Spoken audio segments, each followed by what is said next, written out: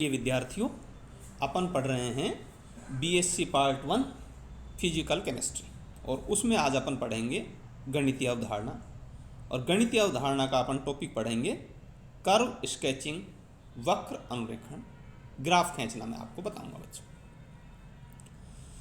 जो 17वीं शताब्दी में एक फ्रांसीसी गणितज्ञ हुए रेन डेकार्ट, उन्होंने समतल पर स्थित किसी बिंदु की सही स्थिति व्यक्त करने के लिए ग्राफ की विधि अपनाई थी। इस विधि में दो परस्पर लंबवत रेखाएं एक्स ओ एक्स डैश यानी अक्ष अक्ष एक्स अक्ष तथा वाई ओ वाई डैश यानी वाई एक्स कहलाती हैं। जिस बिंदु पर ये रेखाएं एक्स और वाई एक्सिस काटती हैं उसे मूल बिंदु कहते हैं और इसे ओ अक्षर द्वारा नामांकित करते हैं।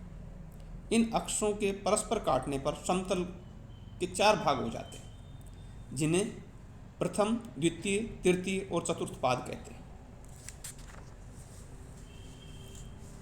सर्वप्रथम अपनी सुविधा अनुसार निश्चित लंबाई को लंबाई की इकाई मानते हुए मूल बिंदु से प्रारंभ करके इसके दाईं ओर ओ एक्स जिस दिशा पर दूरी धनात्मक तथा इसके विपरीत दिशा बाईं ओर ओ एक्स डोस पर दूरी ऋणात्मक मानी जाती है, जैसा आपको चित्र में दिखाया गया है। ओ एक्स डैश अक्ष पर -1, -2, -3 लिखा गया है, जबकि ओ एक्स पर 1, 2, 3 लिखा हुआ है।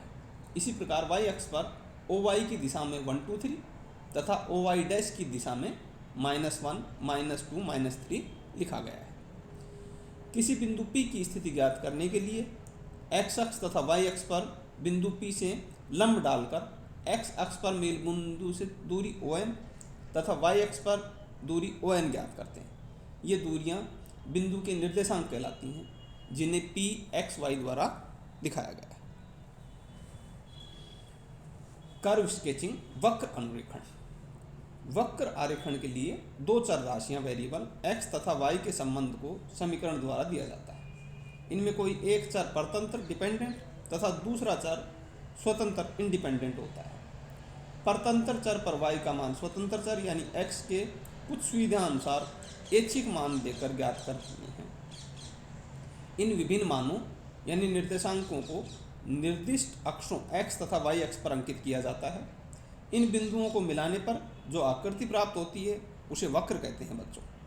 वक्र के नाम आकृति के आधार पर रखे गए हैं, जिनके जो प्रमुख नाम हैं वो इस प्रकार हैं: सरल रेखा, स्ट्रेट लाइन, दूसरा है लघुगणिकीय लोगरिथमिक, तीसरा है वृत्ताकार सर्कुलर और चौथा है पैराबोलिक परवलयाकार। यदि समीकरण में y की सभी घातें सम हों तो वक्र x अक्ष के प्रति सममित होता है तथा यदि x की सभी घातें सम हो तो y अक्ष के प्रति सममित होता है। यदि समीकरण में अचर नहीं हो तो वक्र मूल बिंदु से गुजरता है। x और y के काल्पनिक मानों के लिए वक्र का अस्तित्व नहीं होता है बच्चों। Linear graph and calculation of slopes, रैखिक ग्राफ एवं ढाल की गणना। रेखीय समीकरण लीनियर इक्वेशन अर्थात चर राशियों एवं एक घातीय समीकरण को रेखीय समीकरण कहते हैं। सरल रेखा स्ट्रेट लाइन दो अज्ञात राशियों में एक घातीय समीकरण का लेखा चित्र सरल रेखा होती है। y बराबर 0 x अक्ष का समीकरण होता है तथा y अक्ष का मान सभी x तथा y अक्ष का सभी x पर 0 होता है। x बराबर a और y बराबर b क्रम से x अक्ष एवं y अक्ष के समानांतर सरल रेखाओं को निरूपित करते हैं।